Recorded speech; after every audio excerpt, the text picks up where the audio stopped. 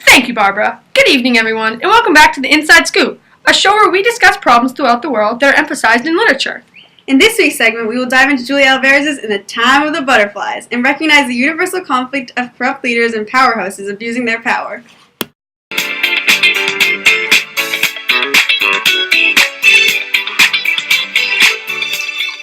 Welcome to the Inside Scoop.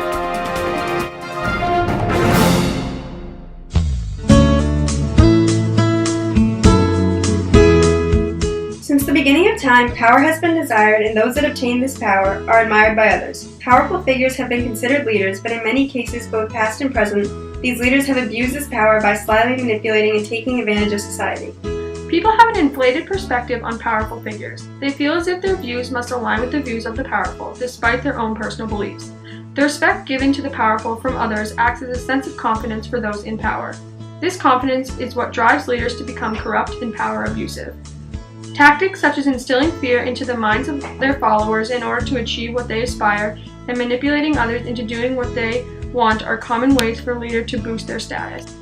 This instilled fear trumps society's desire to overthrow and speak out against a leader, yet they feel as though this social gap is too big for their voices to even be heard. Power is most definitely abused in Julia Alvarez's In the Time of the Butterflies. Throughout the entire novel, conflicts occur among different types of people with different social statuses. For example, conflicts between men and women and between authority figures and radical activists. In these cases, it is seen that the person portrayed to have more power has significant advantage over the person of lower status. Trujillo is a perfect example of how manipulative and sneaky some powerful people can be. He lies his way through the war, his presidency, and his personal life. For example, Trujillo earns his presidential status in a devious way. First, when he's in the army, every person that is above him mysteriously disappears until he's the man right below the head of armed forces. Although there is no physical evidence that Trujillo is the cause of these disappearances, it is safe to believe that these occurrences are due to his selfish mindset. Another time where Trujillo is seen abusing his power is when the head general falls in love with another man's wife. Trujillo takes advantage of the fact that he is friends with the general and knows about his secret love affair, and becomes friends with the husband of the cheating wife.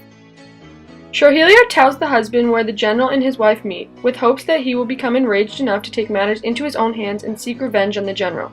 Trujillo so happens to be next in line, and when the husband kills the general, Trujillo's plan falls into place and he becomes the next general.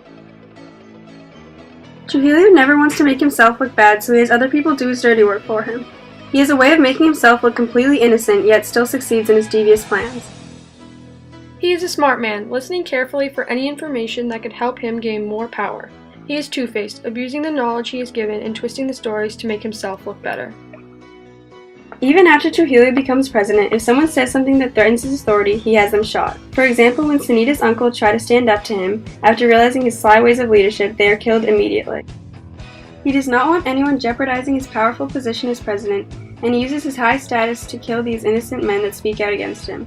He does not get in any trouble for shooting these three men, because he is president and no one is brave enough to stand up to him.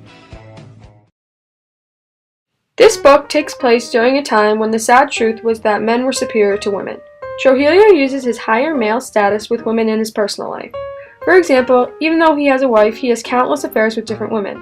He abuses his authority over his wife and starts taking advantage of other women, completely disrespecting them and his wife. He uses his presidency to lure young women in, such as Minerva's friend Lena. With gifts and trickery, he makes women like Lena think he is actually in love with them. In the novel, he gets Lena's hopes up only to ship her off to Miami, where she is forced to live alone, anxiously waiting for Trujillo's reappearance that will most likely never come. He claims that he is keeping them safe, but in actuality, he begins the same process again and again, with a different woman each time. Trujillo presents himself as being this great man who will protect his citizens, but in reality he is cold-hearted, only caring about himself and maintaining his authority figure. This is why he tricks people into killing others and forces his staff to kill for him, so that the people that act as obstacles in his power-seeking plan no longer are a problem and his hands remain clean of blood. In a similar situation, Papa, the father of the Mirabel sisters, also cheats on his wife for a long time. Mama knows that Papa is sneaking around, but because he is considered superior to her, she fears him and does not stand up for herself.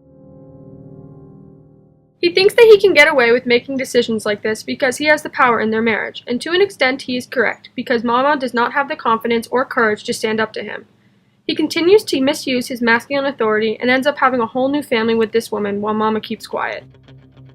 Still don't believe that the abuse of power is problematic? Just look at some of the global issues that are still happening today. A country's success rate is in direct correlation with the country's central government. One of the best-known radicals in the world was the Al-Qaeda leader Osama bin Laden.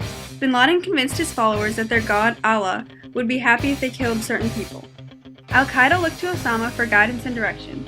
He recognized this and organized violent outings like the 9/11 attack. Ironically, the mastermind behind this plan did not die on one of the planes and was nowhere to be found. He stayed in hiding for years after the attack until U.S. troops finally found him and killed him.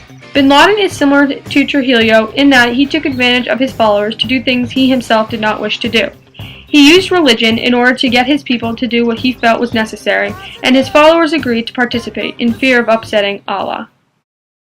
Another authority figure similar to Trujillo is Hugo Chavez, the Venezuelan president who earned his presidency by winning over the hearts of the people.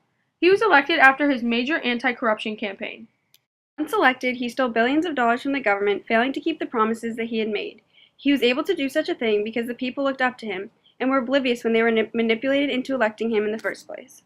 This kind of stuff is happening all over the world. One place in particular is Russia. The Russian government is trying to take control of Ukraine. They are taking away the Ukrainian citizens' civil rights in hopes of isolating them and leaving them with no choice but to surrender. Russians have taken over the last of the Ukrainian bases in Crimea. Russia is a large country that holds lots of power in this world. The Russian government is abusing their power by taking away the rights of Ukrainians and making their armed forces surrender. The once free country of Ukraine is now diminishing because of this misuse of power. Still too far-fetched? Look at the United States. In 2005, it was reported that the National Security Agency was listening in on American phone calls without warrant. The government was using its power to invade the privacy of American citizens. This was not considered a felony because it was the government, and in the end, they were more powerful. The government is completely misusing their power and crossing the line of privacy. Corrupt leaders tend to cross the line, but get away with it because of their authority over the other people who have fear of defending themselves against these types of leaders. Abuse of power is also evident in relationships not government-related. Every day, millions of people find themselves in abusive relationships, where there's typically one person who is dominant over the other.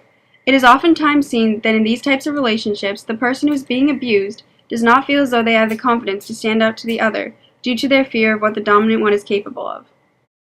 A woman named J.C. Dugard was abducted as a child and disappeared for over 20 years. She was kidnapped by a man who was older, stronger, and in her opinion, very scary. This is why, even when she became an adult, she could not find the courage within herself to run away from this man. She had grown up with the constant fear that this man had instilled on her.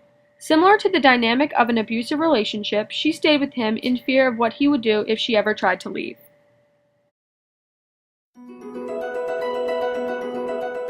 All in all, the misuse of power that is seen in our society has negative effects and can be traced back to many issues in the world.